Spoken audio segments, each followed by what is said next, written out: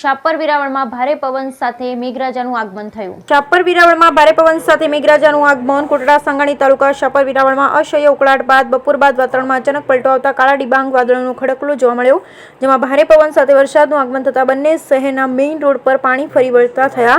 અસહ્ય ઉકળાટ બાદ અચાનક ભારે પવન ફૂંકાયા બાદ વરસાદનું આગમન થતાં ગરમીમાં પણ થોડી રાહત શહેરીજનોને મળી. Bureau report Pankaj Tilavat, Shapar Veraval.